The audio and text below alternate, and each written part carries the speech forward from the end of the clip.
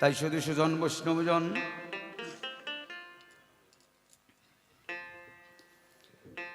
যখন চা খাই, এক ভক্ত বলে একটু রায় রামানন্দ আলোচনা করলে ভালো হয়। তো সাধু সুজন বৈষ্ণবজন যেহেতু একজন মনের মানুষ, আমার কাকা মহাশয়, ভক্ত কথা, হরি কথা, কৃষ্ণ কথা, চৈতন্য চরিতামৃত আলোচনা, একটু বৃন্দাবন তত্ত্ব, একটু নবদ্বীপ তত্ত্ব, সকল কিছুই শোনার আস্বাদন করেছিলাম।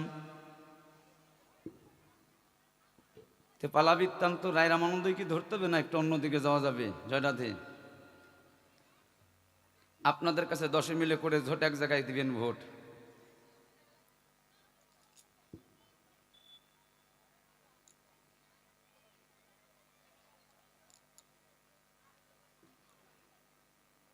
কেন আমি চাবো না আপনাদের মনে কষ্ট দিয়ে থিয়ে যাই। একদিনের জন্য আসছে আমার কাকা, আমিও একদিনের মানুষ। কি বলেন? না রামানন্দই করতে হবে না? ঠিক আছে। তাই ভক্ত হয়ে রায় রামানন্দ পালাটা কঠিন, তো জীবনে করি নাই, তাও আজকে করতে হবে। ভক্তেরা চাইছে, আমি জানি আমার সাথে যিনি আছেন আমার কাকার কোনো সমস্যা হবে না, সমস্যা হবে আমার। কেন আমি তো রায় রামানন্দ না, আমি হলাম সুজিত খ্যাপা। বুঝতেই পারেন আপনাদের মতো একজন মানুষ, কিন্তু আপনাদের মতো মানুষও হতে পারি নাই। তাই সে জায়গায় গৌরাঙ্গ মহাপ্রভুর সাথে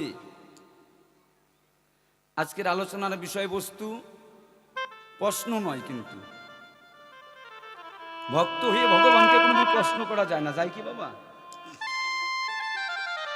প্রশ্ন করা যায় না। তাই সুজিত খ্যাপা নাম বর্জন করে কিছুক্ষণ সময়ে রায় রামানন্দ হয়ে বিপক্ষে গৌরাঙ্গ মহাপ্রভুকে রেখে, চোদ্দ আমার কাকা বাবু বিভূতিভূষণ সন্ন্যাসী, তাকে দিলাম গৌরাঙ্গ মহাপ্রভুর ভার। আমি সুজিত খ্যাপা নাম বর্জন করে এখন বর্তমানে রায় রামানন্দ হলাম। জানি না তার কতটুকু বাণী রাখতে পারবো। আপনারা যতটুকু আমাকে করাবেন, আপনারা আজকে প্রত্যেকটা মানুষই রায় রামানন্দ। যদি বলেনি কেন, রায় রামানন্দ তো চারটিখানিক মানুষ নয়। তিনি একজন বিদ্যানগরের পরগনা শাসক, একজন জমিদার ছিলেন। সেই জমিদার গঙ্গার গোদাবরী নদীর তীরে যাইতেন, পালকিতে চড়ে যাইতেন, হাতির পিঠে চড়ে তিনি চা নান্নিক করতে যাইতেন, তাই তো? তাই যদি যেতে পারেন, আমি তার সেরকম করতে পারছি না। তিনি দিনে 3-4 বার ইস্ত্রি করা জামা কাপড় একটা বদলায়, একটা পরিধান করেন। সেই রায় রামানন্দ তৎকালীন সমাজে তিনি ডেপুটেড ম্যাজিস্ট্রেট ছিলেন, জমিদার। এই যত জমির কর নিতেন, খাজনা আদায় করতেন। সেই রামানন্দ, সে কে? নিত্য যোগ আনন্দ, যিনি আনন্দ রতিকে ধরে রাখেন, তিনি তো রামানন্দ। আমি তো রামানন্দ না, আমি হয়েছি সেরানন্দ। কেন? আমি তো পরিপূর্ণ নন্দ নয়, আমি শিরানন্দ। তাই আপনাদের কাছে বলবার জন্য চাই, সেই রামানন্দের ভূমিকায় দাঁড়াবার আগে ভক্তের চরণে একটু ভক্তিপূর্ণ প্রণাম জানাই। সেই ভক্তির ভার দিয়ে কথা বলতে চাই গৌরের বিপক্ষে। সকলে কিছু চুকাবেন, আপনারা ভক্ত দুজন যেজন বসে আছেন সভা পাশে, আমার বলার কিছু নেই। তাই সে জায়গায় দাঁড়িয়ে রামানন্দ হয়ে গৌরাঙ্গ মহাপ্রভুর সাথে কোনো প্রশ্নবার্তা নয়, কথোপকথন, কৃষ্ণ কথা আস্বাদন করাচ্ছেন। যখন নিত্যানন্দ টুলে আমার গৌরাঙ্গ মহাপ্রভু শিক্ষা গ্রহণ করেন, সর্বভৌম পণ্ডিতকে বলেছিলেন, তুমি তো পণ্ডিতের সেরা, আমায় একটু কৃষ্ণ কথা শোনাবে? জয় রাধে। সার্বভৌম পণ্ডিত বললেন, গৌরাঙ্গ রায়, আমি কি আর কৃষ্ণ কথা জানি? কৃষ্ণ কথা জানে? দেখো, গদাপুরী নদীর তীরে একজন আছে রামানন্দ বলে জমিদার, তার কাছে যাও, তিনি তোমাকে সকল কৃষ্ণ কথা শোনাবেন। তার মতো কৃষ্ণ কথা তো আমি জানি না। যে ভক্ত রামানন্দ নদীর তীরে বসে সদাই কৃষ্ণ গৌর বলে ডাকে, সেই গৌর কথা, কৃষ্ণ কথা রামানন্দ একমাত্র জানে। আমি সর্বভৌম জানি না, জানি তাই গৌর বলে গৌরকে পাঠিয়ে দিলেন আমার কাছে। আমাকে সে বলছেন, তুমি কি সেই রামানন্দ? রায় রামানন্দ? বলছে, কেন প্রভু? নবীন সন্ন্যাসীকে দেখে আমার মন আপ্লুত হয়ে গেল। বা, যে ভগবানকে মানুষ ডেকে ডেকে পায় না, সেই গৌর আজ আমার নিকটে এসেছে। সেই গৌর চরণ আমি পাবো। হে গৌর, তুমি একা আসলে কেন? তুমি যুগল রূপে দাঁড়াও। গোদাবরী নদীর তীরে গৌরাঙ্গ মহাপ্রভু এসে আমায় বলে,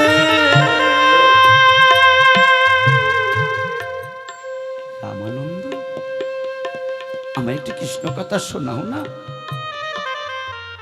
আমি বললাম, আমি কি কৃষ্ণ কথা জানি? আপনি যে কৃষ্ণের গুণমণি, আমি তো ভজন সাধন জানি না। সেই রামানন্দ কি? রামানন্দ ললিতা সখীর অনুগত বিশ্বকা সখী, সেই রামানন্দ। যখন এই কুঠির তালপাতার মধ্যে বসে বসে নীরলে বসে যখন দুইজনে কথোপকথন বলি, আমি যেটা বলি সেটাকে গৌরাঙ্গ মহাপ্রভু সায় দেন না। আমার গৌরাঙ্গ নিমাই, গৌরাঙ্গ গোসাই। আমি বলি এটা হয়, উনি বলে এটা নয়, ইহ বাহ্য, আগে কহ আর। আমি ভীষণ ব্যাকাতায় পড়ে গেলাম। আমি গৌরকে বললাম, প্রভু কহে পরশলোক সাধ্যের নির্ণয়।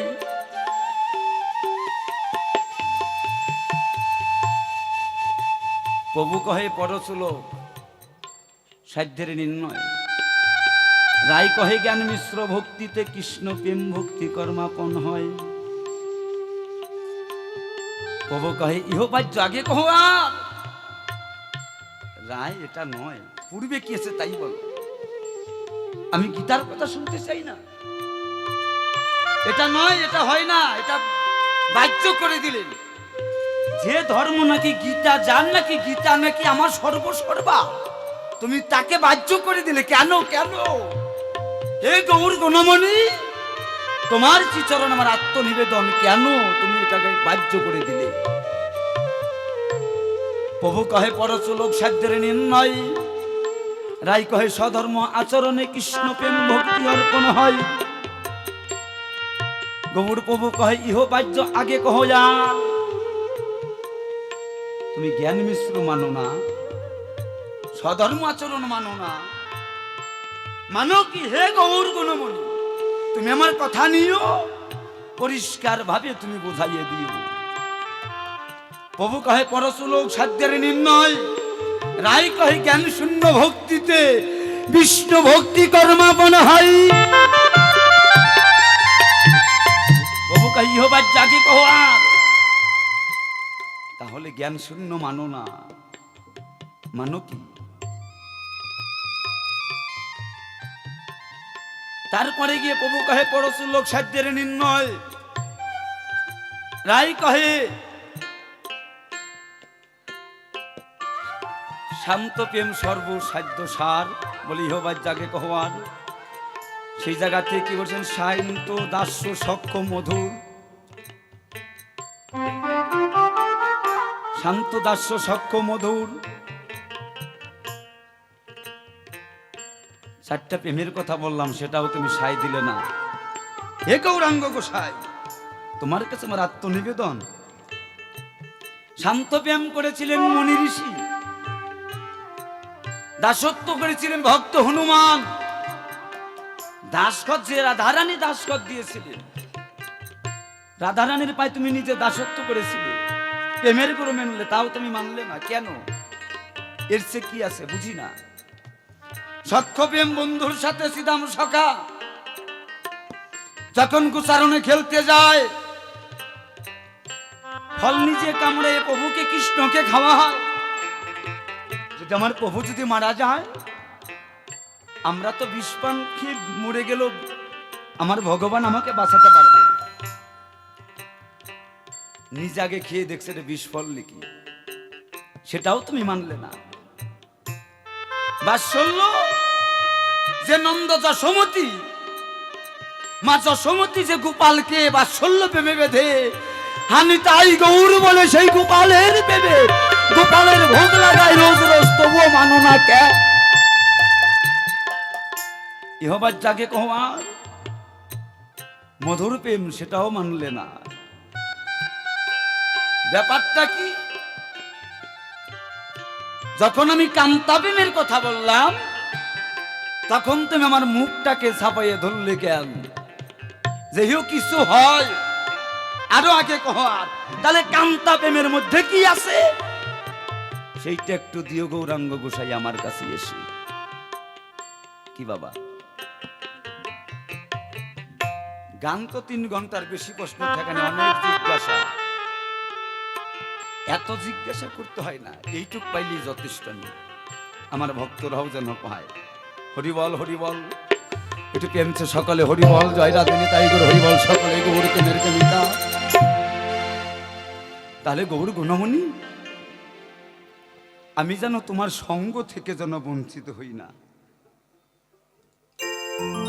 এই ভক্তরা যেন গৌর চরণ থেকে যেন বঞ্চিত হয় না, তাই তোমার কাছে আমার নিবেদন গৌর হরি, আমি যদি জন্মে জন্মে যদি আসি, আমি চলে ভক্তের চরণের দাস হয়ে ভক্তের চরণের ধুলি যাব,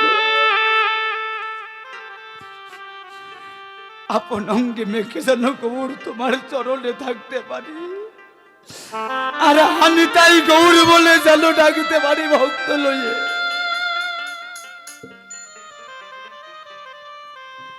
তাই তোমার কাছে আমার মিনতি গৌর হরি, তুমি সেই গোদাবরী নদীর তীরেই আসলে। ভারতবর্ষে কার নদী ছিল না? গঙ্গা, যমুনা, কাবেরী, সরস্বতী, ফারাক্কা, কত কিছু ছিল। তুমি গোদাবরী নদীর তীরেই কেন আসলে স্নান করতে? সেই গোদাবরী নদীর তীরেই কেন তুমি গৌরাঙ্গ আসলে? আর কি ছিল না? তাই তোমার রাঙা চরণে আমার এই নিবেদন। তাই মহাজন সে জায়গায় দাঁড়িয়ে কি বলছেন?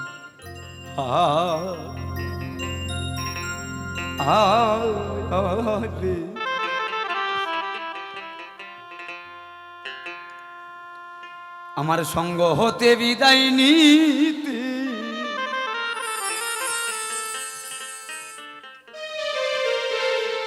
চাই না আমার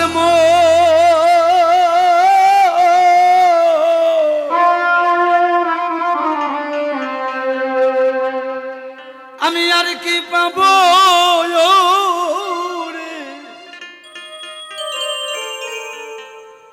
এই ভক্তেরই সঙ্গ।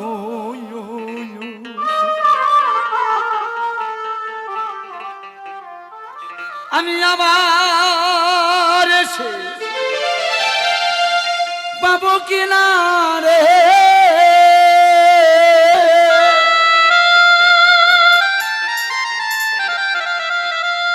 ওই আমি আবার এসে পাবো কিনা রে,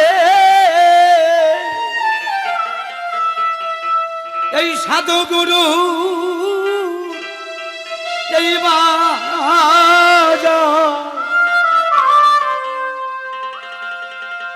সঙ্গ হতে বিদায় নিতে চাই না আমার মন, দয়াল চাই না আমার মন।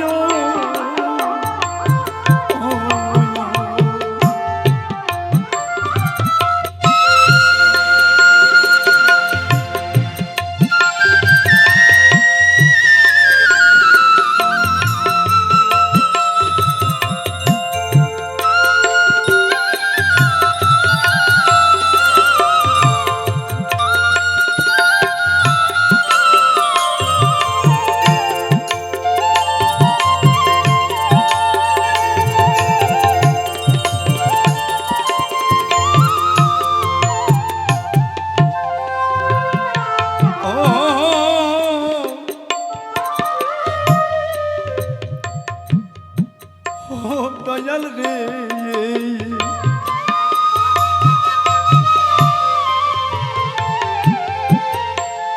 চলার পথে শূন্য হাতে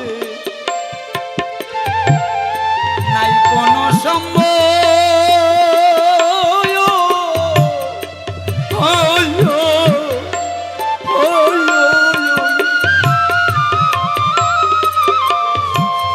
ভক্তের চরণ পাশে রেখে গেল বাবা করোনা কির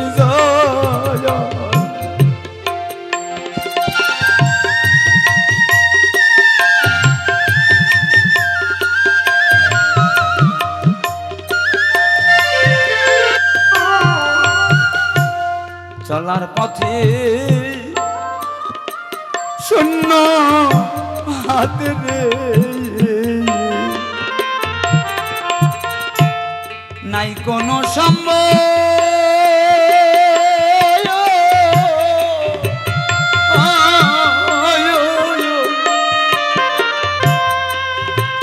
ভগতের চরণ পাশে রেখে গেল বাবা করোনা খেল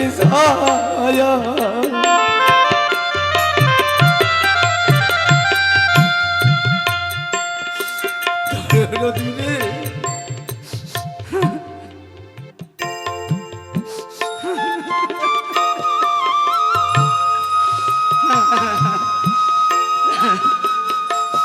আপনি জানেন না আমার জীবনে ভক্ত সঙ্গ হবে কিনা কত দেশে বিদেশে ঘুরে বেড়াই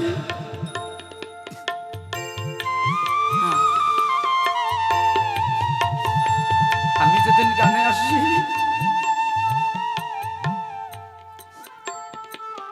গানের থেকে গিয়ে এখন আমার মাকে বসনগুলো ধুইতে দেই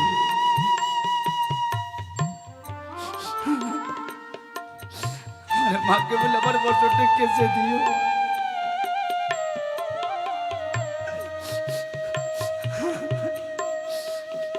আমার মাকে দেখি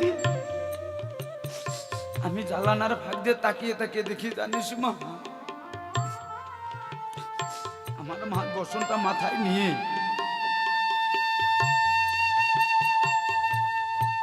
দেখি দরদর করে তার নয়নের জল পড়ে আমি আমার মাকে ডেকে বললাম মা তুমি কাঁদছো কেন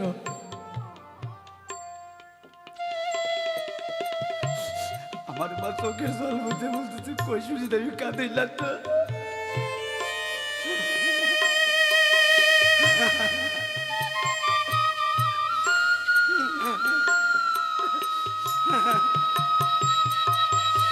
আমার মা বলে আমি কাঁদিলা রে সুজি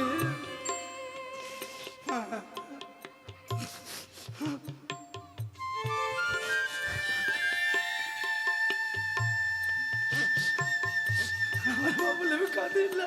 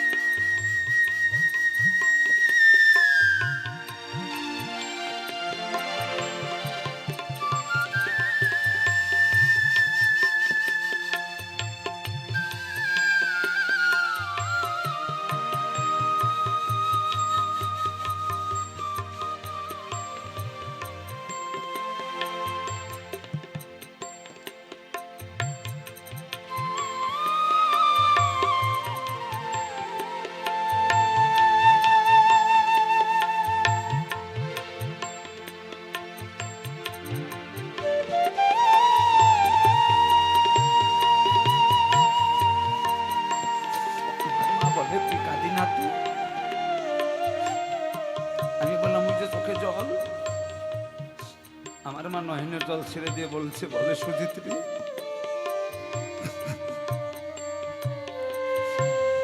আমি তোকে গর্ভে দেখেছি আমার জীবনে ভক্ত সঙ্গ সাধুর সঙ্গ হলো না। তুই কত সাধুর চরণের ধলি তোরে পোশাকে লেগে থাকে। যাইনি তাই গৌর হরিবল হরিবল।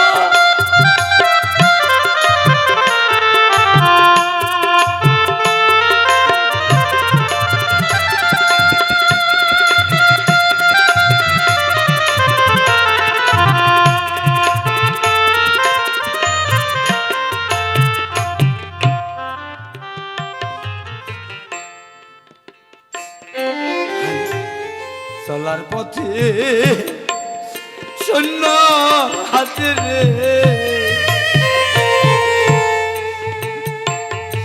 আমার নাই কোনো সম্বল।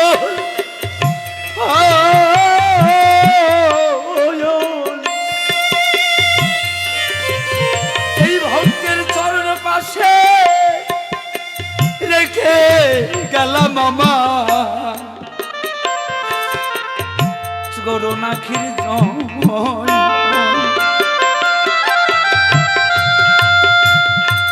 আমি এই চরণে স্থানে যেন পাই দরদি।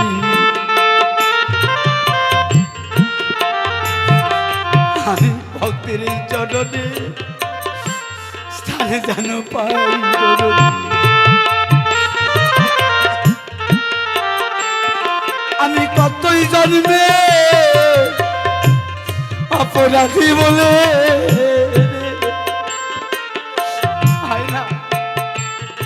আমি এই চরণে জানো স্থান যেন পাই দরদি। সবাই মিলে হরি রাম।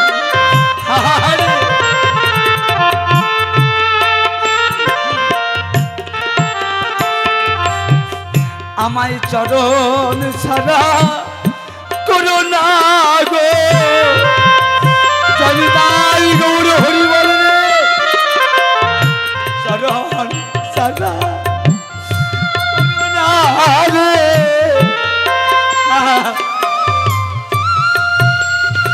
আমি এই চরণের দাসী হব বলে আমায় চরণ ছাড়া করোনা রে।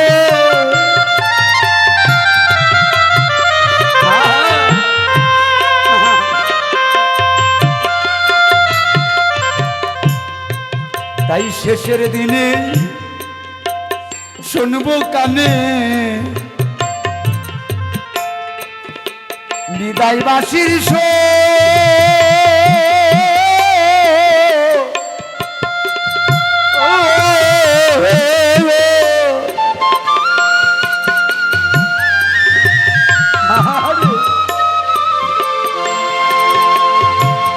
বসে বসে ভাবছি শুধু আমার পথে যাব হতো।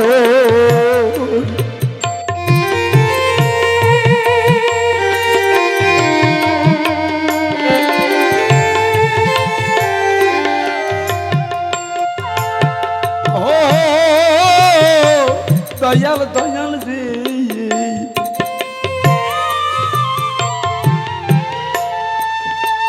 শেষের দিনে শুনবো কানে রে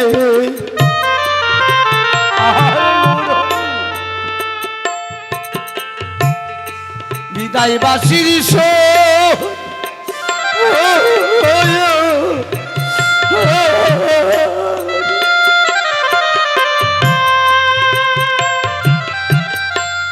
বসে বসে ভাবছি শুধু আমার দেব হতো।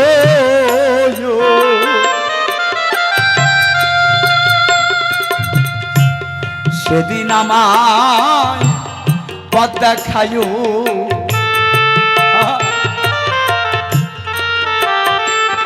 দরদি রে আমার। সেদিন আমায় পথ দেখায়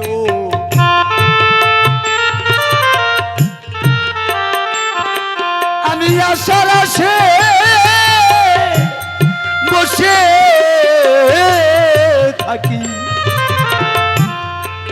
সেদিন আমায় পথ দেখায়ো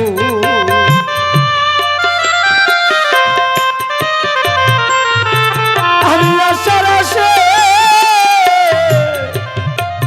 বসে থাকি তোর ধীরে সেদিন আমায় পথ দেখায়ো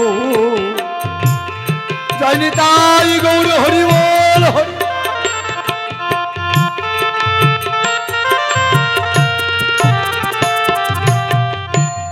সাধু গুরু বৈষ্ণব পদের আমার এইটুক নিবেদন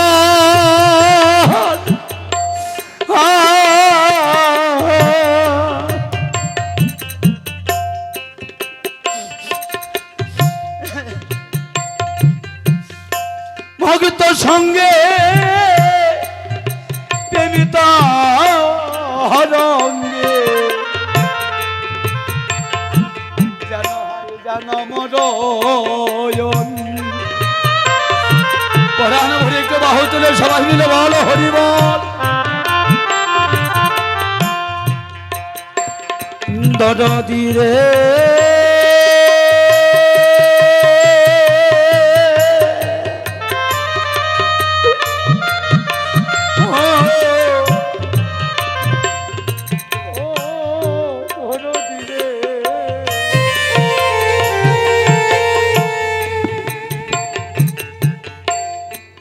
গুরু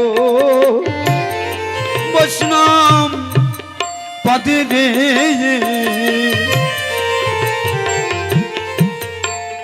এইটুক নিবেদন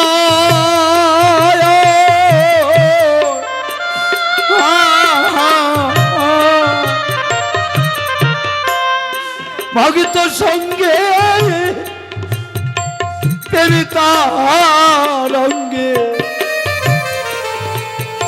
হয় যেন মরণ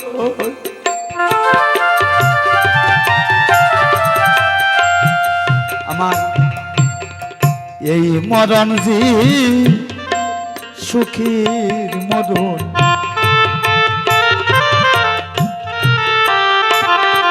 আমার এই মরণ সুখীর মরণ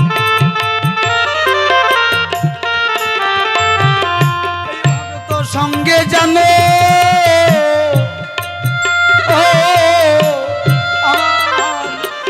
রে মরণ এই মরণ যে সুখের মরণ জানি তাই গৌর হরি বল হরি বল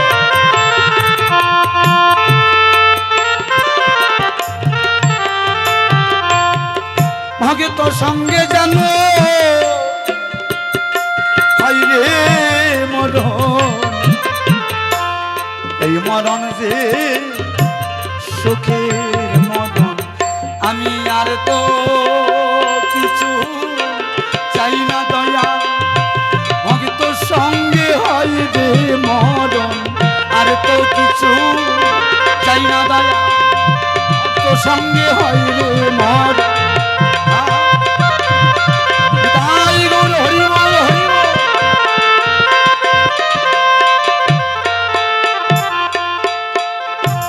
তবে আর বেশি বলে নিশ্চিত প্রয়োজন এইভাবে ভাবসাঙ্গ করিব এখন আসিবেন গৌর আমার গৌর গুণমণি যা যা করেছি আমি আত্মনিবেদন তার চরণ পাশাপাশি সুন্দরভাবে যোগ করবে আলাপন তারপরে যদি আবার সুযোগ যদি পাই আসিয়া আরো কিছু ধরে তুলব সবাই এই যে প্রথমবারে এই পর্যন্ত রাখি এইখানে যা যা করেছি আত্মনিবেদন সকলেই করবে প্রকাশ এখন জ্ঞান মিশ্র আর স্বধর্ম কেন মানো না এই ব্যাপারটা আমি বুঝি না এই জ্ঞান শূন্য ভক্তি যদি জগতে থাকে তাহলে কিছুদিন তো লাগে না রে ভবে যদি বলিস জ্ঞান মিশ্র কেমন একটু আগে গিয়েছিলাম চার দোকানে মিশ্রণ করে যে চাটা হয় একটা নাম কিন্তু তার মধ্যে রয় প্রথমে আদা নং লবণ জল দিয়ে গরম জল করিলে তারে আদা জল গরম কয় তার মধ্যে যদি একটু চিনি দেওয়া যায় চিনি আদা গরম জল কিন্তু হয়, প্রত্যেকটা জল কিন্তু একেবারে থাকে। যদি একটু লিকার চা ঢেলে দেওয়া যায় তাহলে তার নাম শুধু হয় চা। এত বস্তু কিন্তু ঢেকে কিন্তু গেল। গোবর সেই রকম চার মতো, তুমি আমায় বলো এত কিছু মিশ্রণ যতই করি না কেন, গোবর নামে কিন্তু কিছু থাকে না, থাকে না। গোবর নামে যদি কেহ বাহু তুলে বটে, হাগৌর বলে ডাকিতে যে পারে, তার ভয় থাকে না। কিন্তু ভব সংসারের মাঝে সকলে বাহু তুলে একটু গোবর বলে আসবে, গোবর গুণমণি যে গো বটে, প্রেমানন্দে বাহু তুলে হরি বলো তাই। এই যে জ্ঞান মিশ্র জ্ঞান স্বধর্ম তুমি মানো না, এটাই আমি কিন্তু বুঝলাম না। জ্ঞান শূন্য হলে পরে পাগল বটে হয়। রাস্তাঘাটে কিন্তু কাগজ কুড়ায়, তাহলে তোমার নামে যে পাগল হয় সেটাই আবার কোন পাগল বলিবে যে এসে শুনবে যতই আমার ভক্তবৃন্দ বসে। তারপরে পড়েছি শান্ত দাস্য সক্ষ মধুর যে কান্তা প্রেমেতে। যেই যে কান্তা প্রেম যখন বললাম আমি, তখন আমার মুখ ছাপাইয়ে ধরলে তুমি। এইখানে কোন রস লুকাইয়া আছে, ভালোভাবে পরিষ্কার যে বলবে আমার কাছে। এই পর্যন্ত পাই যে বলিবারে পাই, সুন্দর নিতাই যে অক্টোপেট বাজায়, কি সুন্দর তালে তালে দেখেন বাজা দিছে। এইভাবে বাজনায় আমি যে গাই, এদিকে যে যিনি আমার এই যে আছে অর্গান মাস্টার আমার নম্বর দাদা বটে, সুন্দর মৃদু মৃদু সুরেতে যে বাজে, মালদা ডিস্ট্রিক্টে যে বাড়ি যোগ্য হয়। এদিকে যে যিনি আমার বাবা বটে হয়, রাজকুমার যে নিয়োগ এই জায়গায় বসে তবলায় ঠেকা দিচ্ছেন কি সুন্দর ভাবে। এদিকে যে আছেন আমার অখিল যে বাবু, অখিল যে দাদাই আমার সুন্দর ভাবে একা একা দুই যন্ত্র বাজাইতেছে বসে। এই দেখেন সুন্দর কৃষ্ণ কৃষ্ণ নাম দোতারাতে যে গো গাইছে তাহার, আবার যোগ বাসের বাসি বটে, বৃন্দাবনে যেটা বাসের যোগ্য তাই, রাধার নাম সকলে ডাকি বেনে বসে, একটু জয় রাধা বলিয়া তাই, বাহু তুলে তোমানন্দে হরিগুণ গায়। এইভাবে ভাবছো আমি দিয়ে বসি আমার কালীপদ হয়, তুমি সেখানে কালীপদ অধমের মনে মনে রাখি কিছু তাই, তোমার কাছে দিলাম আমি ভারে, আমি কিন্তু গুমরি করঙ্ক তোমার। এইভাবে তো ভাবছো আমি ছেড়ে দিয়ে যাই, আবার আসবে আমার গৌরাঙ্গ গোসাই, প্রাণ ভরে আত্মনিবেদন যেন আমার ঘরে প্রকাশ। তাই গৌর হরি হরি ও গৌর।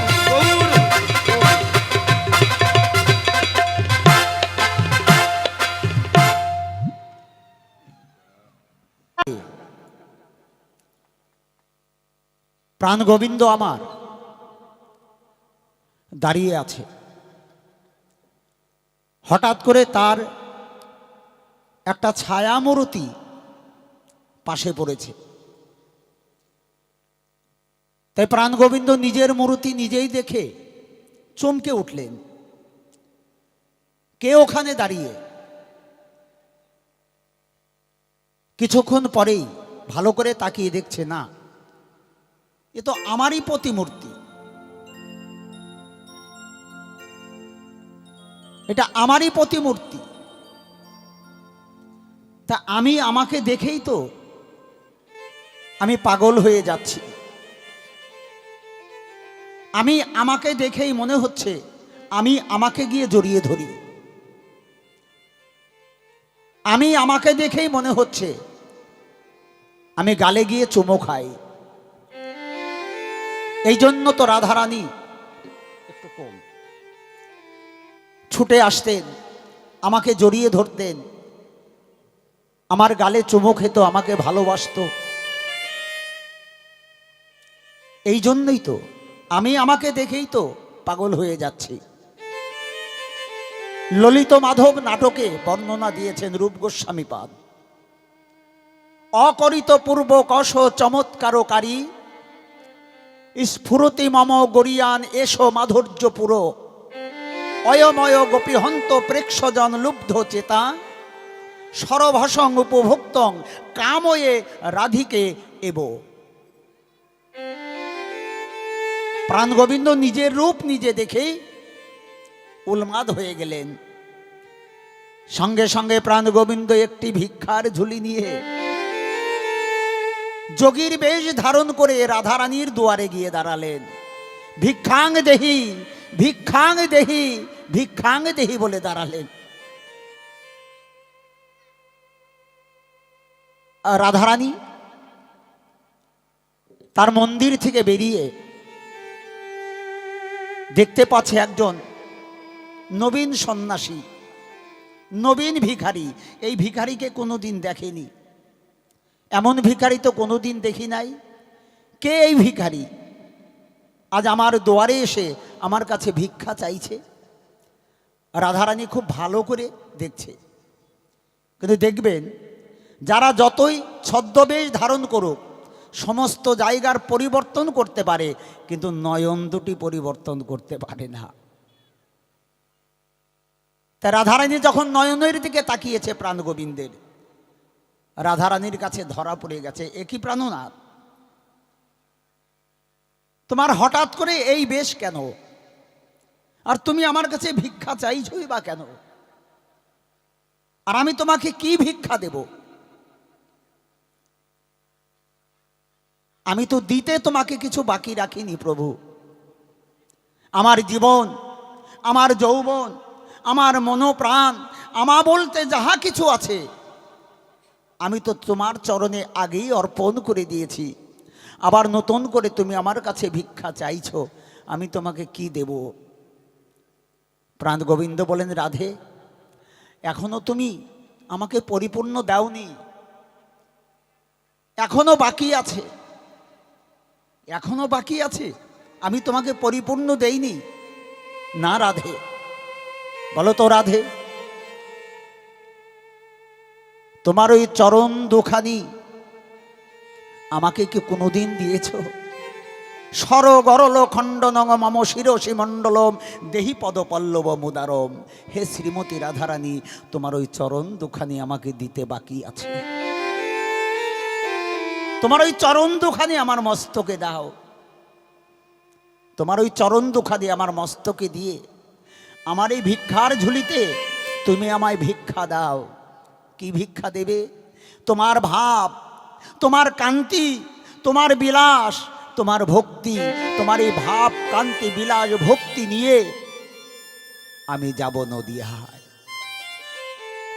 আমি ভক্ত ভাব অঙ্গীকার করে আমি যাব নদিয়ায়। তাই তুমি আমাকে ভিক্ষা দাও, তোমার ভাব ভিক্ষা দাও, তোমার প্রেম ভিক্ষা দাও, তোমার ভক্তি ভিক্ষা দাও, তোমার বিলাস ভিক্ষা দাও। আজ বিশ্বের মালিক যিনি, তিনি রাধারানীর কাছে ভিক্ষা চাইছেন। তাই রাধা ভাব, কান্তি, বিলাস নিয়ে শ্রীধাম নবদ্বীপে অবতীর্ণ হলেন আমার গৌর হরি। রাধা কৃষ্ণ একই আত্মা, দুই দেহ ধরি, অনন্য বিলাসের রস আস্বাদন করি। এই দুই এক বে হলেন চৈতন্য গোসাই, ভাব আস্বাদিতে দোহে হলেন এক ঠাই।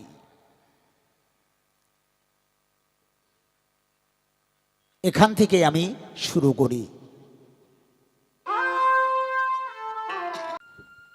আজ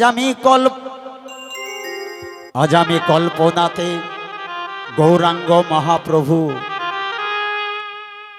এই ধর্ম সভায়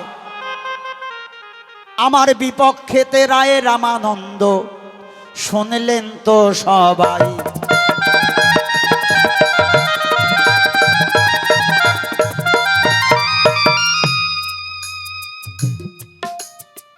গৌরাঙ্গ মহাপ্রভু রায় রামানন্দের কথা জানতেন না।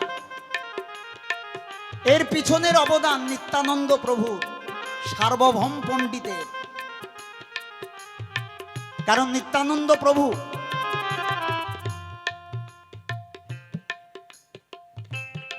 দেশ বিদেশ ঘুরেছিলেন,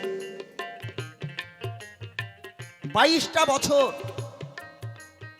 দেশ ভ্রমণ করেছিলেন, কোথায় কি আছে। তাই একদিন ইঙ্গিত দিয়ে বলেছিলেন, গৌরাঙ্গ মহাপ্রভুর ঠাই, তে তুমি যদি কোনোদিন পারো তাহলে তুমি একটু আলালনাথে যেও।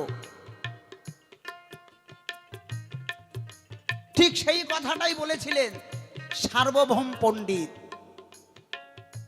যে আমি তো কৃষ্ণ কথা জানি না,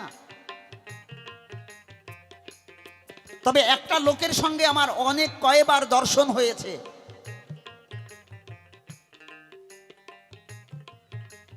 যদিও তিনি একজন প্রশাসক, রাজা, উড়িষ্যার রাজা প্রতাপরুদ্র তারই একজন কর্মচারী, তিনি একজন প্রশাসক, কিন্তু আমার দর্শন বলছে প্রভু ওখানে গেলে তোমার মনস্কামনা পূর্ণ হবে। আমার দর্শন যদি ভুল না হয়, আমার সাধনা যদি ভুল না হয়, আমার যদি অভিজ্ঞতা ভুল না হয়, তাহলে তোমার মনস্কামনা পূর্ণ হবে। তাই তুমি দাক্ষিণার্থে যাও। সেই গোদাবরী নদীর তীরে আছে ভবানন্দের ছেলে, যার নাম রায় রামানন্দ। তবে সাবধান প্রভু, তিনি একজন প্রশাসক। নিত্যানন্দের কথা আর সার্বভৌম পণ্ডিতের কথা একেবারে মিলে গেলেন। প্রভু আমার রওনা দিলেন, একখানা বস্ত্র পরিধানে, গলায় কোনো তুলসীর মালা নেই, ললাটে কোনো তিলক নেই, শুধু একখানা গেরুয়া বসন পরিধান করে প্রভু আমার সেই আলালনাথে গেলেন, সেই গোদাবরীর তীরে। একটু সংক্ষেপে বলতে হবে বাবা। রায় রামানন্দের সঙ্গে দেখা হলো। রায় রামানন্দকে দেখেই প্রভুর নজরে কিন্তু ধরা পড়ে গেছে যে আমি সঠিক জায়গায় এসেছি। আমি যে উদাহরণ খুঁজে বেড়াই, সেই উদাহরণ এর কাছেই আমি পাবো, এটা প্রভু বুঝে নিয়েছেন।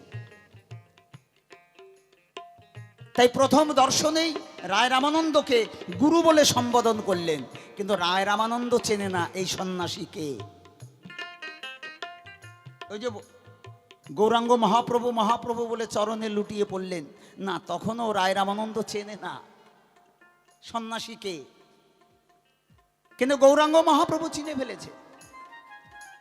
তাকে প্রথমেই গুরু বলে সম্বোধন করলেন। রায় রামানন্দ বললেন, তুমি আমাকে গুরু বলে সম্বোধন করলে কেন? আমি একজন প্রশাসক, আমার কোমরে তরবারি গোজা, আমার পরনে রাজপোশাক, আমার গলাতেও কোনো তুলসীর মালা নেই, আমার মাথা মুন্ডন করা নেই, আমার গেরুয়া বসন নেই। আমি কায়াস্থ ঘরের সন্তান। রামানন্দ ছিলেন কায়াস্থ, পূর্ণ নাম ছিল রামানন্দ পট্টনায়ক, মানে উড়িষ্যার এই যে পট্টনায়ক উপাধিটা হচ্ছে কায়াস্থদের উপাধি। তুমি আমাকে গুরু বলে সম্বোধন করলে কেন? প্রভু বললেন, রামানন্দ,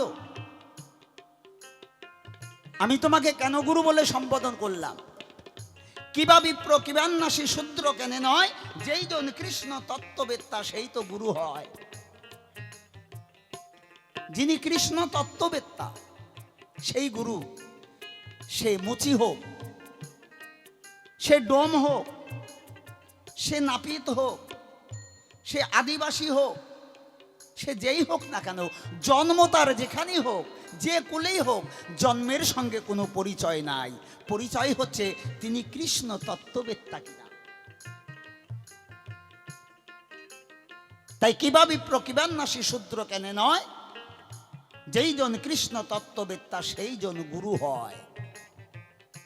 আমার মন বলছে তুমি কৃষ্ণ তত্ত্ববেত্তা, তাই তোমাকে আমি গুরু বলে সম্বোধন করলাম। কোনো এক ব্রাহ্মণের ঘরে গিয়ে তাদের দুইজনার আলোচনার বিষয়। প্রভু বললেন, পরশ হলো সাধ্যের নির্ণয়,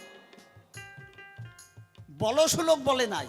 এই বলশলোক আর পরশলোক, এই দুটি কথার মধ্যে তারতম্য আছে। পরশলোক সাধ্যের নির্ণয়। রায় কহে স্বধর্ম আচরণে বিষ্ণু ভক্তি হয়। প্রভু বললেন, ইহা বাহ্য, আগে কহ আর। রায় কহে কৃষ্ণে কর্মে অর্পণ, সাধন সিদ্ধি সার। প্রভু কহে ইহাও বাহ্য, আগে কহ আর। রায় কহে জ্ঞান মিশ্রা ভক্তি, সাধন সিদ্ধি সার।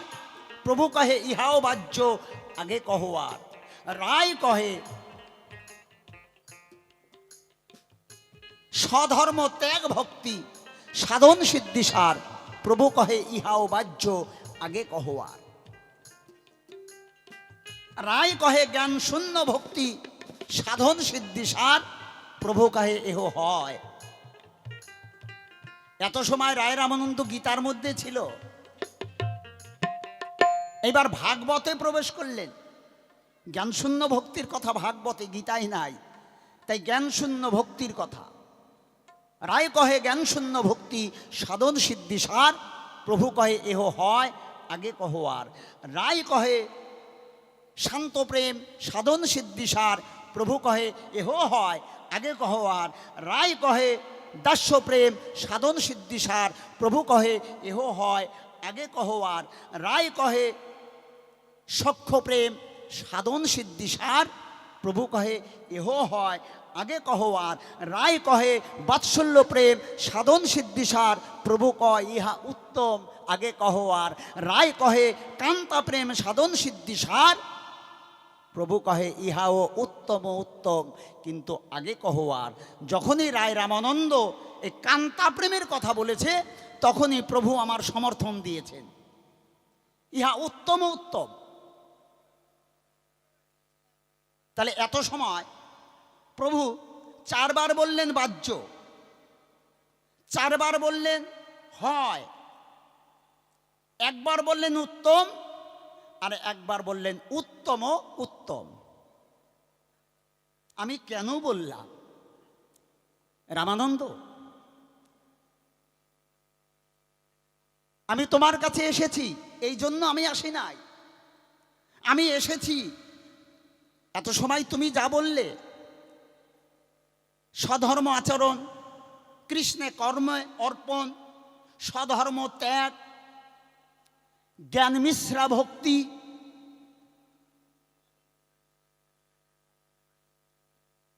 শান্ত প্রেম ভক্তি, দাস্য প্রেম ভক্তি, সখ্য প্রেম ভক্তি, এগুলো হচ্ছে শাস্ত্রীয় ব্যাখ্যা।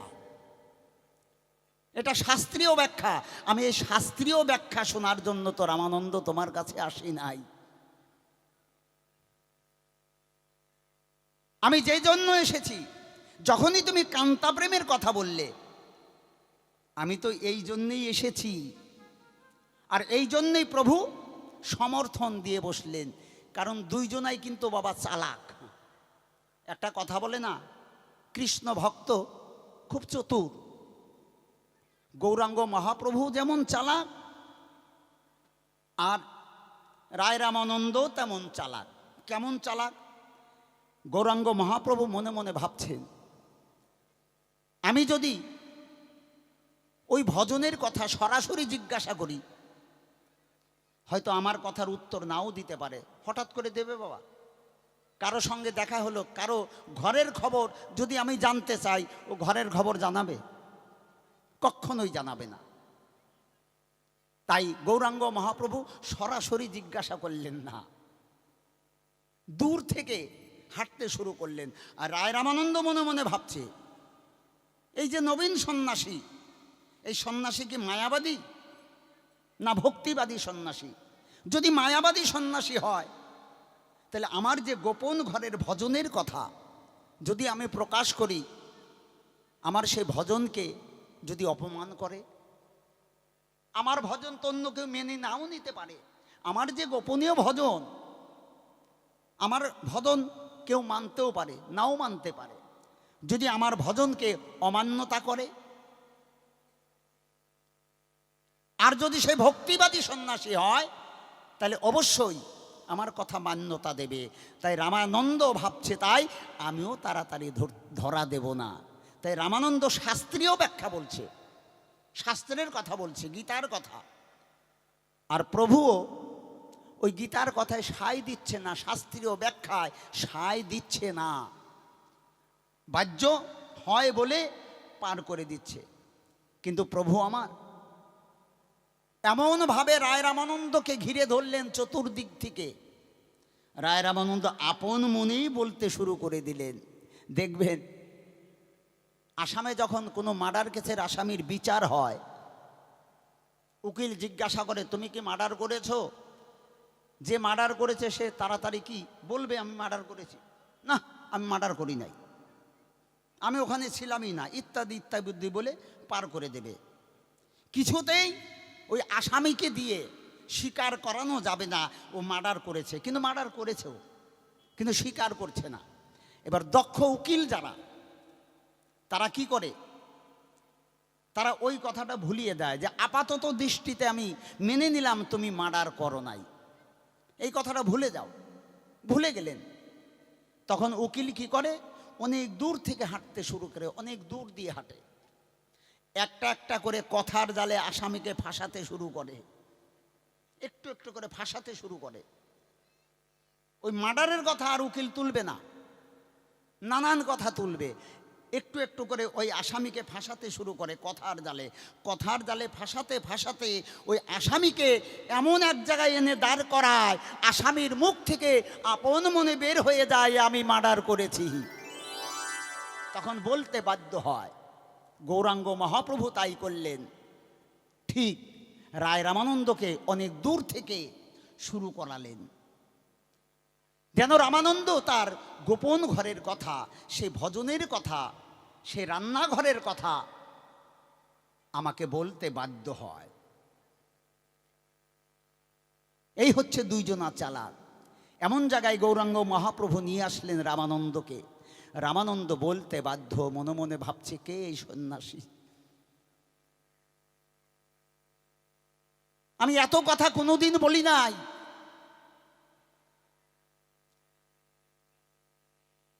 আর আমার বলার সময়ও হয়নি, কেউ কোনোদিন আমাকে এই কথা জিজ্ঞাসাও করে নাই। কে এলো, কে এসেছে আমার কাছে আর আজ, যে আমার সেই অন্তরের কথাগুলো, আমার গোপনের কথাগুলো আমার মুখ থেকে অনর্গল বেরিয়ে যাচ্ছে। তাই এই কান্তা প্রেমের কথা তুলে ধরলেন, আর প্রভু সঙ্গে সঙ্গে সমর্থন দিয়ে বসলেন। এখানেই তার জিজ্ঞাসা। আজ রামানন্দের এখানেই উল্টোভাবে জিজ্ঞাসা করলেন প্রভুর ঠাঁই, যে হে সন্ন্যাসী, আমি এত প্রেমের কথা বললাম, এত সাধ্যের কথা বললাম, তুমি তাতে সাই দিলে না, বাহ্য বললে, হয় বললে, আর তুমি কান্তা প্রেমের কথায় তুমি কেন সমর্থন দিয়ে বসলে? এই কান্তা প্রেমের মধ্যে কি আছে?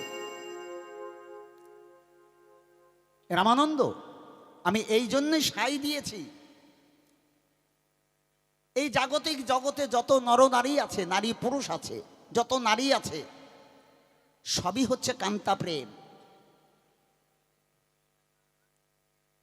লক্ষ্মী, সেও কান্তা প্রেম। সীতা, সেও কান্তা প্রেম। পার্বতী, সেও কান্তা প্রেম।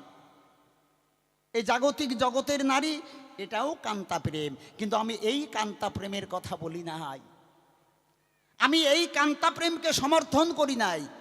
আমি সেই কান্তা প্রেমের কথাই সমর্থন করেছি, যে কান্তা হচ্ছে বৃন্দাবনের বৃষভান নন্দিনী রাধা। সে রাধার কান্তা প্রেমের কথায় আমি সাই দিয়েছি। নিতাই গৌর প্রেমানন্দে হরি বল, হরি বল, হরি বল।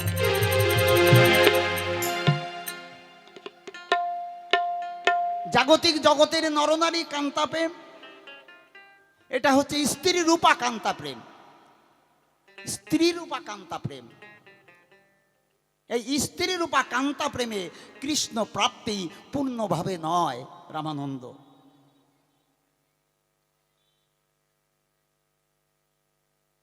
লক্ষ্মীর সঙ্গে নারায়ণের যে প্রেম, ওইটাও হচ্ছে স্ত্রী রূপা কান্তা প্রেম। সীতার সঙ্গে রামের যেই প্রেম, ওইটাও স্ত্রী রূপা কান্তা প্রেম। পার্বতীর সঙ্গে যে শিবের প্রেম, এটাও স্ত্রী রূপা কান্তা প্রেম। কিন্তু আমার প্রাণ গোবিন্দের সঙ্গে রাধার যে প্রেম, এটা স্ত্রী রূপা কান্তা প্রেম নয়, এটা হচ্ছে প্রেয়সী রূপা কান্তা প্রেম। আর এই প্রেয়সী রূপা কান্তা প্রেমকেই আমি সমর্থন করেছি। কারণ কান্তা প্রেম থেকে শৃঙ্গার রসের উৎপত্তি। শৃঙ্গার রসরাজ ময়মূর্তি ধরো, অতএব আত্ম পর্যন্ত সর্বচিত্ত হর। প্রাণ গোবিন্দকে একমাত্র শৃঙ্গার রসে পূর্ণ সেবা দেয়া যায়। শৃঙ্গ শব্দের অর্থ হচ্ছে আনন্দ। শান্ত প্রেমের কথা বললে, শান্ত প্রেমের মধ্যে দুটো রস। একটা রস শান্ত হয়ে বসে থাকা, কিন্তু ঈশ্বর প্রাপ্তি পূর্ণ নয়, পূর্ণভাবে নয়। দাস্য প্রেমের মধ্যে দুটো রস, দাসত্ব করা আর মালিক কোথায় গেল তার জন্য বসে থাকা, কখন মালিক বাড়িতে আসবে, শান্ত হয়ে বসে থাকা। মালিক বাড়িতে আসলেই অমনি সে দাসত্ব শুরু করে দেবে মালিকের। এখানেও কৃষ্ণ প্রাপ্তি পূর্ণ নয়। তাই আমি বলেছিলাম হয় সখ্য প্রেমের মধ্যে তিনটে রস, এখানেও কৃষ্ণ প্রাপ্তি পূর্ণ হয় না। বাৎসল্য প্রেমের মধ্যে চারখানা রস, এখানেও কৃষ্ণ প্রাপ্তি পূর্ণ নয়। একমাত্র পূর্ণ হচ্ছে কান্তা প্রেমে, শৃঙ্গার রসে, অর্থাৎ মধুর প্রেমে। মধুর প্রেমে হচ্ছে পূর্ণ প্রাপ্তি। তাই শাস্ত্রে বললেন পূর্ব পূর্ব রসের গুণ পরে পরে হয়, 2 3 গণনে পঞ্চ পর্যন্ত বরা বারয়। আকাশাদি গুণ যেমন পরপর ভূতে, 1 2 3 4 মিলে পৃথিবীতে। গুণাধিক্য শতাধিক্যে বারে প্রতীক রসে, শান্ত দাস্য সখ্য বাৎসল্য এই মধুরতে বৈশে। সেই মধুর থেকেই এই শৃঙ্গার রসের উৎপত্তি। বাৎসল্য প্রেম থেকে বাৎসল্য রসের উৎপত্তি, সখ্য প্রেম থেকে সখ্য রসের উৎপত্তি, দাস্য প্রেম থেকে দাস্য রসের উৎপত্তি, শান্ত প্রেম থেকে শান্ত রসের উৎপত্তি। কিন্তু এখানে পূর্ণ প্রাপ্তি হয় না। পূর্ণ প্রাপ্তি যদি কৃষ্ণের পেতে হয় তাহলে একমাত্র এই শৃঙ্গার রসে, অর্থাৎ মধুর ভাবে। আমি সেই কান্তার কথা বলেছি, এক বীজে পঞ্চমূর্তি দেখায় যেজন, গুরুকে শ্রী গুরু বলি তাহারই কারণ। কৃষ্ণ প্রাপ্তি তখনই হয়। আগে কৃষ্ণ ভজন এমনি হয় না, আগে তোমার মধ্যে শান্ত ভাব আসতে হবে। শান্ত ভাব না আসলে আমি কেমন করে দাসত্ব করব? গুরুর দাসত্ব করতে পারবো কি বাবা? যদি আমার মধ্যে শান্ত ভাবই না আসে, আমি যদি শান্তই না থাকি, তাহলে আমার দাসত্ব হবে না। এবার যখন দাসত্ব আসবে আমার ভিতরে, তখন প্রাণ গোবিন্দের সঙ্গে আমার সম্পর্ক হয়ে যাবে সখা। তখন সখ্য ভাব আমার মধ্যে আসবে। এই সখ্য ভাবের যখন প্রাপ্তি ঘটে, তখন বাৎসল্য প্রেম তার ভিতরে জাগ্রত হয়।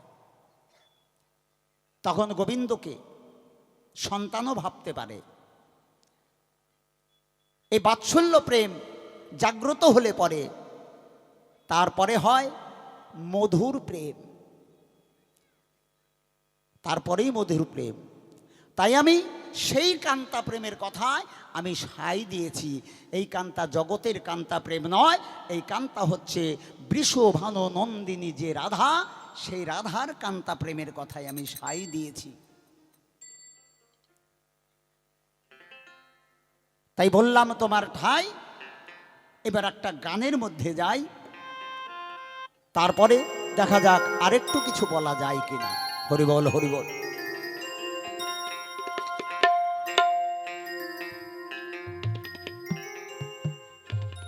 হরে আমার বৃথায় জন গেল রে,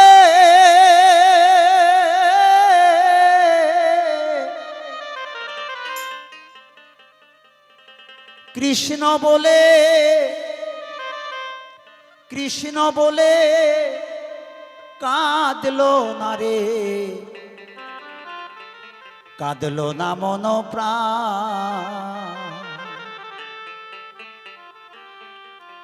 ওরে আমি ভবে এসে শুধু বাজে কাজে রে,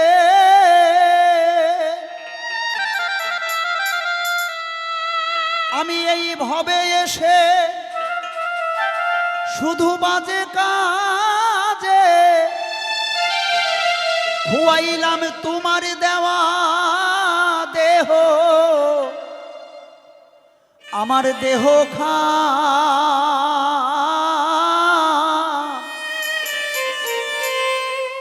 একবার কৃষ্ণ বলে কাঁদলো না রে, কাঁদলো না মন প্রাণ। সারা জীবন কাঁদলাম, ছেলের জন্য কাঁদলাম, মেয়ের জন্য কাঁদলাম, স্ত্রীর জন্য কাঁদলাম, বন্ধু বান্ধবের জন্য কাঁদলাম, ভাইয়ের জন্য কাঁদলাম। কেউ তো আমার চোখের জল মুছে দিতে পারলো না, কেউ আমাকে দুঃখের ওই পারে নিয়ে যেতে পারলো না।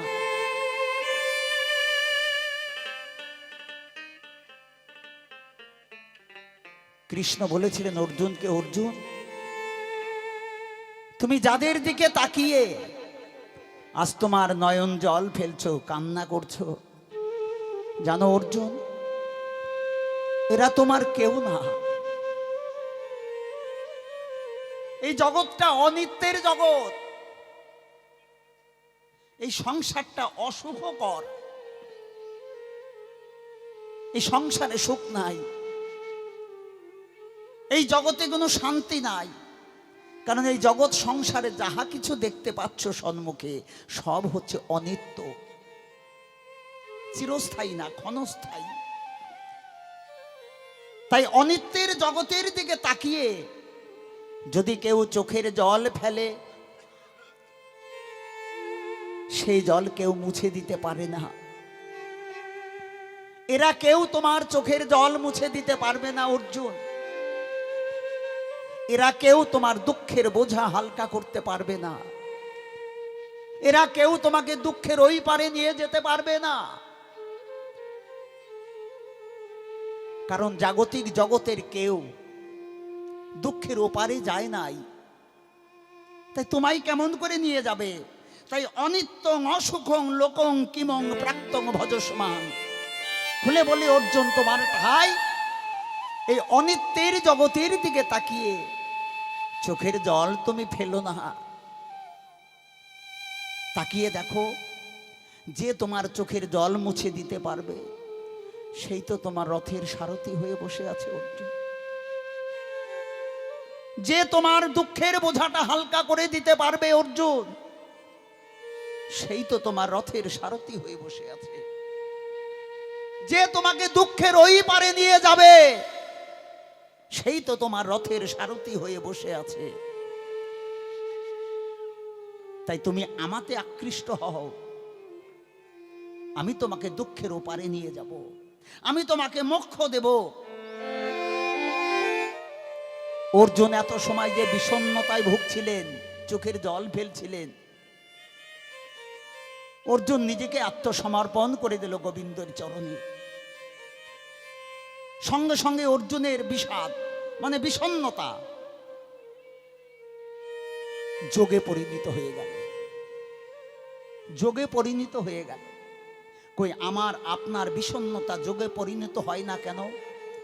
না হয় না এই জন্য আমাদের আত্মসমর্পণ নাই। যদি গোবিন্দের চরণে নিজেকে আত্মসমর্পণ করতে পারতাম তাহলে আমরাও বিষণ্ণতায় ভুগতাম না। আমাদেরও বিষণ্ণতা, আমার এই বিষাদ যোগে পরিণত হয়ে যেত। যেদিন আত্মসমর্পণ আসবে সেই দিন আমার বিষণ্ণতাও অর্জুনের মতো যোগে পরিণত হয়ে যাবে। নিতাই গৌরী প্রেমানন্দে হরি বল হরি বল। শোন রামানন্দ তোমারে যাই কয়া আমি সেই বৃষভানু নন্দিনী রাধা, সেই কান্তার কথা গিয়াছি বলিয়া।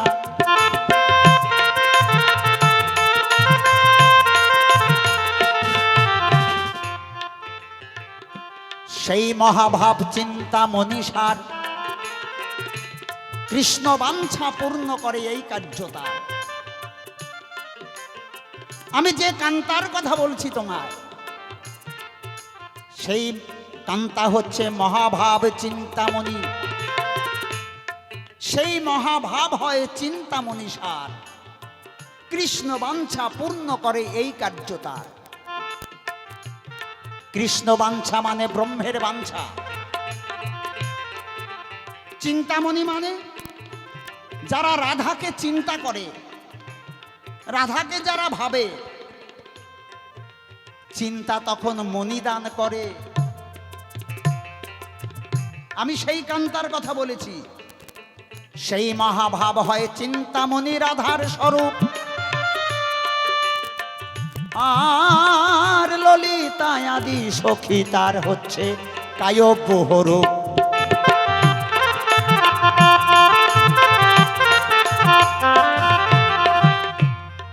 সেই মহাভাব চিন্তামণি রাধার স্বরূপ।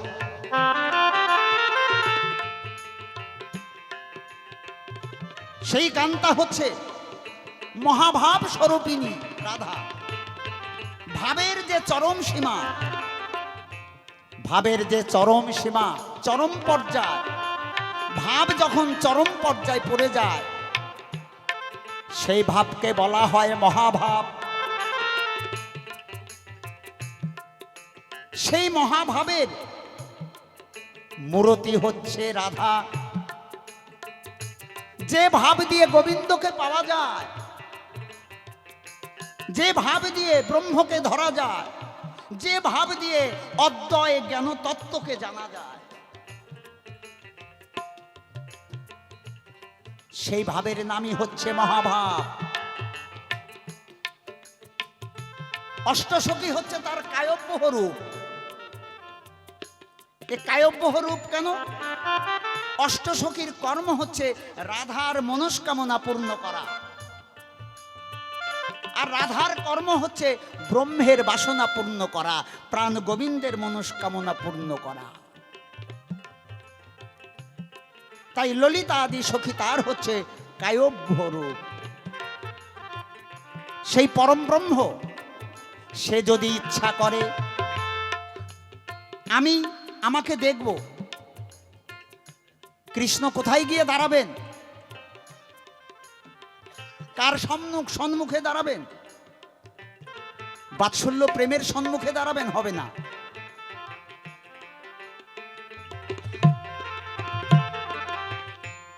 এক ভক্ত, কি নাম বাবা? সুকুমার খালাসি 500 টাকা এই কমিটিকে মুক্ত হস্তে দান করেছেন। ঈশ্বর যেন মনস্কামনা পূর্ণ করেন। জয় গুরু।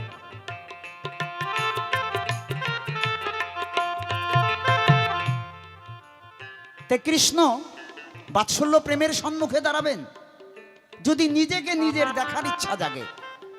না, ওখানে দেখা যাবে না। সখ্য প্রেমের সম্মুখে যদি গিয়ে কৃষ্ণ দাঁড়ায়, নিজেকে দেখতে পাবে না। দাস্য প্রেমের সম্মুখে দাঁড়ালেও কৃষ্ণ নিজেকে নিজে দেখতে পাবে না। দেখতে পাবে কোথায়? ওই কান্তা প্রেমের সম্মুখে গিয়ে দাঁড়াতে হবে, যে কান্তা হচ্ছে মহাভাব চিন্তামণি রাধার স্বরূপ। ললিতা আদি সখী তার কায়ব্য রূপ। রাধা হচ্ছে ভাবের দর্পণ, গোপী ভাবের দর্পণ, রাধা ভাবের দর্পণ। কৃষ্ণকে গিয়ে সেই রাধা ভাবের দর্পণের সম্মুখে গিয়ে দাঁড়ালে পরম ব্রহ্ম তখন নিজেকে নিজে দর্শন করতে পারে। নিতাই গৌর প্রেমানন্দে হরি বল হরি বল।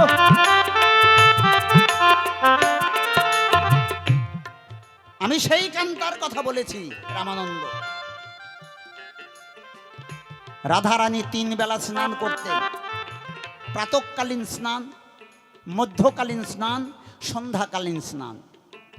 এই 3টি স্নানের মধ্যে পার্থক্য কি জানো? করুণামৃত ধারায় স্নান প্রথম, তারণামৃত ধারায় স্নান মধ্যম, লবণামৃত ধারায় তদুপরি স্নান, নিজ লজ্জা শ্যামপট্ট ষাঠি পরিধান। রাধারানী যে করুণামৃত ধারায় স্নান করতেন, এই স্নান দিয়ে বুঝিয়ে দিতেন রাধারানী কতখানি করুণাময়ী। রাধার মতো করুণাময়ী এই বিশ্ব জগতে আর কেহ নাই। তারণামৃত ধারায় স্নান করে তার যে ঢলঢল তারণ্য, কখনো রাধার যৌবনে ভাটা পড়তো না, কখনো বার্ধক্য আসতো না। সেই তারণ্যটা ধরে রাখতেন, আর তারণ্য দিয়ে ওই করুণামৃত ধারাকে চাপা দিয়ে দিত। আর লবণামৃত ধারায় যে স্নান,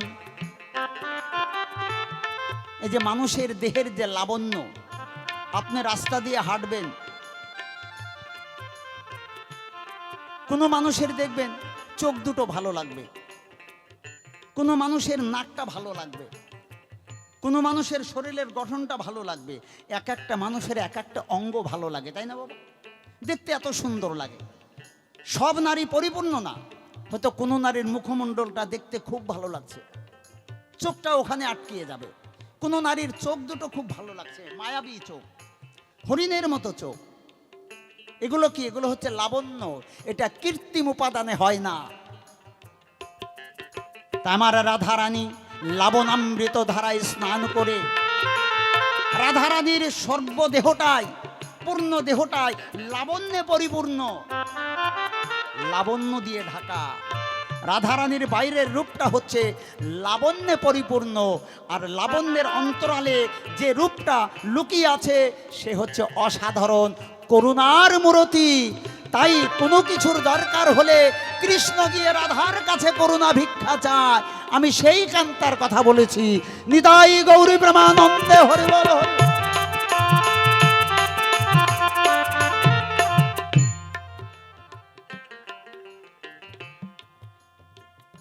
তাই তো কান্তা প্রেমের কথায় ওই যে নিজ লজ্জা শ্যামপট্ট ষাঠি পরিধান, অনেক আলোচনা বাবা।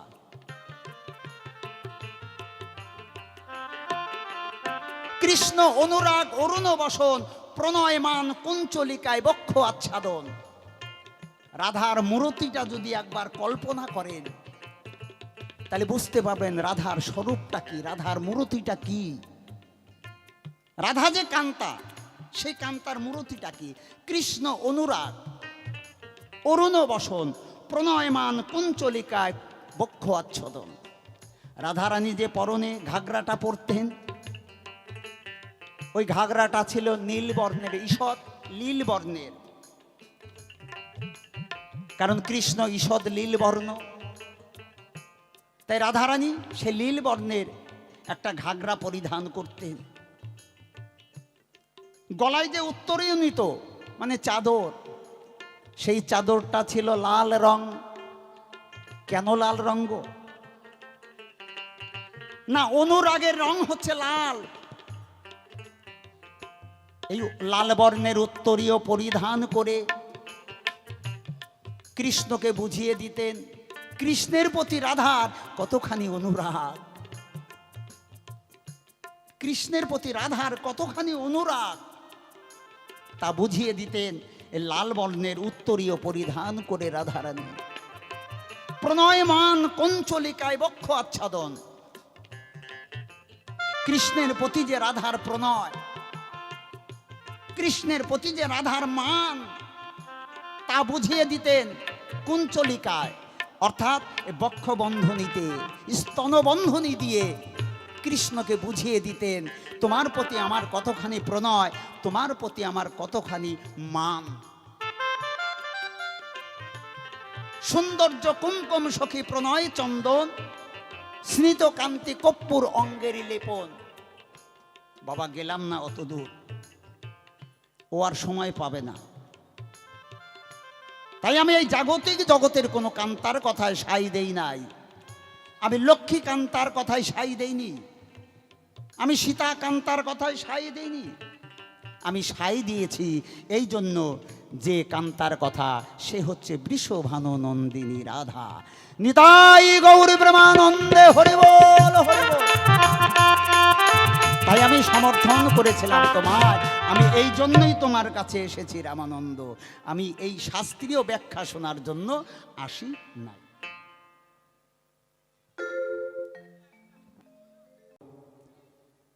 খুব দামি জায়গায় জিজ্ঞাসা করেছে তো বাবা, এর আলোচনার শেষ নাই, অফুরন্ত ভাণ্ডার। সেখান থেকে কিঞ্চিত আমি তুলে ধরলাম, মাত্র কিঞ্চিত। আমি কেন মুখ চেপে ধরলাম এটা তো নাকি, যখনই গৌরাঙ্গ মহাপ্রভু জিজ্ঞাসা করেছেন রামানন্দ এত সময় তুমি ভাণ্ডার ঘরের খবর আমাকে দিলে, ভাণ্ডার ঘরের কথা বলছে, কিন্তু ভাণ্ডার ঘরে তো রান্না হয় না, রান্নার সামগ্রী থাকে ভাণ্ডার ঘরে, কিন্তু রান্না হয় তো রান্নাঘরে। তে ভক্তের হৃদয়টা হচ্ছে রান্নাঘর, এই রান্নাঘরের খবর আমাকে একটু দেবে না? এই রাধা কৃষ্ণকে তোমার হৃদয় বৃন্দাবনে এই রান্নাঘরে মিলিত করিয়ে তুমি কি সুখ পাও, কি অনুভূতি তোমার মধ্যে হয়, সেই অনুভূতি আমাকে একটু দেবে না? রামানন্দ বললেন, প্রভু সন্ন্যাসী আমি এটা তোমাকে ভাষা দিয়ে বুঝাতে পারবো না, কারণ ওই অনুভূতি হয় পরাস্তরে, বৈখনী স্তরে নয়। ভক্ত যখন রাধা কৃষ্ণকে হৃদয় বৃন্দাবনে মিলিত করায় তখন ওই রাধা আর কৃষ্ণ দুইজন মিলেমিশে একাকার হয়ে যায়। সেই যে আনন্দ, তখন কোনো ভাষা থাকে না, কোনো বলার ভাষা থাকে না, এটা হয় পরাস্তরে। তখন বাহ্যজ্ঞান হারিয়ে ফেলে, আবার যখন তার ব্রহ্মজ্ঞান হয় তখন হারিয়ে যায়। তাই আমি তোমায় কেমন করে বলবো প্রভু? তাই আমার একটা স্বরচিত গানের মধ্যে আমি লিপিবদ্ধ করেছি, দেখুন তো প্রভু এটা আপনার মনোপুত হয় কি না। রায় রামানন্দ তার স্বরচিত গানটি শোনালেন, কি? পহিল হইলা রাগ নয়ন ভঙ্গ ভেল, অনুদিন বারল অবদিনা গেল, নাশ রমন নাহম রমণী দুহ মন মনোভাব পেশ হলো জানি, এ সখী শেষ হব প্রেম কাহিনী, কানুঠামে কহিবি বিছুরহ জানি, না খুঁজলো দতি না খুঁজলো আন, দুহক মিলনেতে মধ্যস্থ পঞ্চবান, অবশ্যই বিরাগ তুহি ভেলি দুতি, যো পুরুক প্রেমক ওই ছন রীতি, নয়ন রুদ্র নরাধিপ নাম, রায় রামানন্দ কবিভান। এই গানটি যখন শোনালেন সঙ্গে সঙ্গে প্রভু মুখ চেপে ধরলেন, রামানন্দ আর বলো না, আর তুমি বলো না, আমি যেই জন্য এসেছিলাম আমার পাওনা হয়ে গেছে রামানন্দ। বলি তোমার ঠাই, এরপরে যদি তুমি কিছু জানো তাহলে তুমি আর ব্যক্ত করো না রামানন্দ, আর ব্যক্ত করো না। কারণ গৌরাঙ্গ মহাপ্রভু সে তো জানে ওই মূর্তিটাই তো আমি, ওই রাধা কৃষ্ণ মিলিত তনুই তো আমি। এরপরে যদি রামানন্দ বলতে যায় তাহলে আমি যে রামানন্দের কাছে ধরা পড়ে যাব, এটা আমার হয়ে যাবে লজ্জার। তাই রামানন্দ এরপরে যদি কিছু জানো তাহলে আর তুমি বলো না। এই যে পহিলহি রাগ, এই গানের ব্যাখ্যাটা আমি একটু পরে দেব, এর অর্থটা আসল অর্থটা কি এখন দিলাম না, খালি শ্লোকটাই বললাম আর কি, গানটাই বললাম। তবে একটা কথা না বললে নয়, অত্র এলাকায় খুব কাজের চাপ পড়েছে, তাই আমার মায়েরা বাবারা একটু সংখ্যায় কম হয়েছে, বুঝতে পারি তো নাকি, সারাদিন পরিশ্রম করে আবার রাত জাগা যায়ও না। তো যে কয়জনই এসেছেন মায়েরা, এই কৃষ্ণ কথা হরি কথা ভাগবত কথা শ্রবণ করে সেখানে কিছু অবশ্যই দান করতে হয়। আপনি যদি গীতা পাঠ শোনেন আপনাকে সেখানে কিছু দক্ষিণা দিতেই হবে। যদি ভাগবত শুনেন ওখানে দক্ষিণা দিতে হবে, যদি রামায়ণ শুনেন দক্ষিণা দিতে হবে। আজকের যে আলোচনার বিষয় সব ওই চৈতন্য চরিতামৃত থেকে হচ্ছে, তাহলে এর বিনিময়ে তো কিছু দক্ষিণা বাবা দিতে হবে। আসুন দেখে মায়েরা, এই অনুষ্ঠানকে রক্ষার জন্য আপনারা যে যা পারবেন মুক্ত হস্তে দান করবেন, আপনাদের দানের উপরেই নির্ভর। তাই সময় খুব অল্প, অনেকেই দান করলেন। আজকের অনুষ্ঠান আমাদের রায় রামানন্দ পালার একটা আরতি করে শেষ দেব। গান তো অনেক জায়গায় গাই, কিন্তু রামানন্দের সাথে একটু গৌরাঙ্গের মিলন হয়ে তারপর আরতি করবো আমরা, কেমন? একটু খালি দুই কথায় মিলন দিয়েই আরতি করবো, তোমরা দান করো। সঙ্গোপনে তোমার সনে গৌরামি মনে মনে হব মিলন,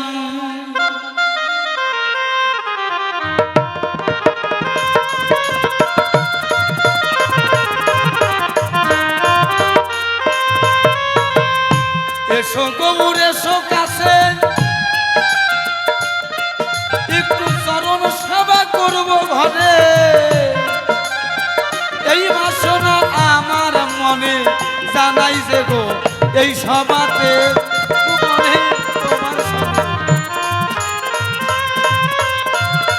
রায় রামানন্দের কাছে প্রভু ধরা পড়ে গেল।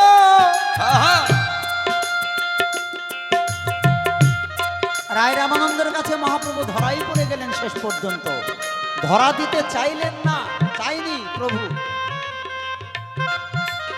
কিন্তু ভক্তের কাছে ভগবান ধরা পড়ে গেলেন। রায় রামানন্দের সঙ্গে গৌরাঙ্গ মহাপ্রভুর সঙ্গে 10 দিন আলোচনা হয়েছিল। এই সাধ্য সাধন সম্বন্ধে একদিন হয়নি, 10 দিন। সেই 10 দিনের আলোচনা আমরা কেমন করে 2 ঘন্টায় করি বাবা? ঠিক, এটা সম্ভব না। যখন প্রভু ধরা পড়ে গেল, দুইজনার মধ্যে কত ভাব বিনিময় হলো, দুইজনাতে কান্না করিল নয়ন জলে ভাসিয়া তখন। সঙ্গোপনে তোমার সনে মনে মনে হব মিলন, তাই শোনো গৌর তোমায় বলি, রাধার স্বরূপ পেলাম ভারী, একটু কৃষ্ণের স্বরূপ দেখাও আমি, এইটাই মনের আকিঞ্চন।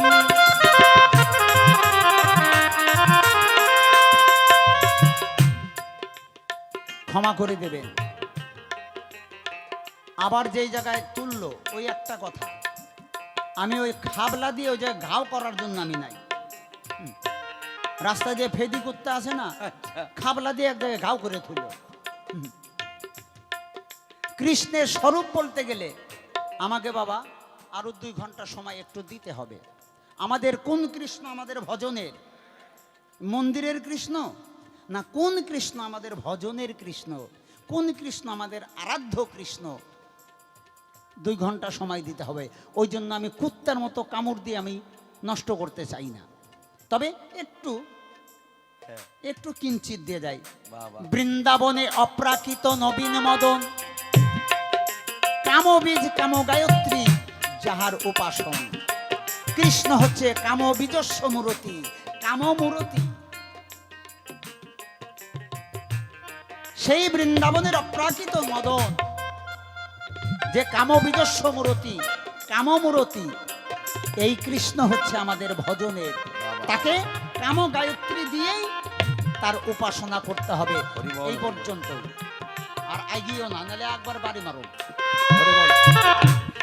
তাই তোমারে জানাই হে গৌর গুণমণি, মনে আশা থাকলেও যাব বাড়ি, আমি চাই না আর তো বাড়াবাড়ি, দিও তোমার চরণ তরি। চরণের কথা বলো না রামানন্দ। 10 দিন হয়ে যাবার পরে প্রভু বললেন, রামানন্দ এবার আমাকে বিদায় দাও। রামানন্দ বললেন, আরো 2-1 দিন থাকো প্রভু, আরো 2-1 দিন থাকো। প্রভু বলেছিলেন 10 দিন কিবা আমি যাবৎ এই জগতে জীবিত রহিব রামানন্দ, তাবৎ তোমার সঙ্গ আমি কোনোদিন না ছাড়িব। শুধু এই 10 দিন নয়, এই 10 দিন থেকে তোমার সঙ্গ করলাম, শুধু 10 দিন নয়, আমি যতদিন পৃথিবীতে থাকবো ততদিন তোমার সঙ্গ আমি ছাড়তে পারবো না। আমি প্রথমে তোমাকে গুরু বলে সম্বোধন করেছিলাম, আজ থেকে তুমি আমার গুরু নও, আজ থেকে তুমি আমার সখা। জয় নিতাই গৌর হরি বল, হরি বল। আমার এই কৃষ্ণ ভজন, যুগল ভজন আমি জীবের দ্বারে দ্বারে দিয়ে যাব। এই কৃষ্ণ ভজনের উদাহরণ তুমি থাকবে রামানন্দ। এই বলে রাধা গৌরাঙ্গ মহাপ্রভু রায় রামানন্দের মিলন হলো। দুইজনা সখা হয়ে গেল, বাবা বা প্রেমানন্দে হরি বল, হরি বল। তোবা হতো লিয়ামন।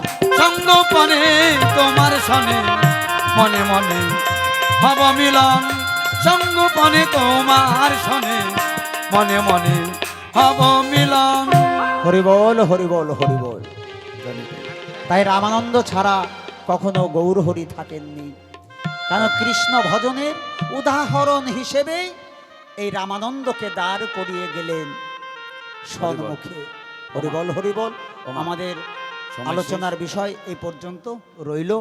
এবার আমার একটু সন্ধ্যা আরতি সারবো, একটু দাঁড়িয়ে আরতি করেন তারপরেই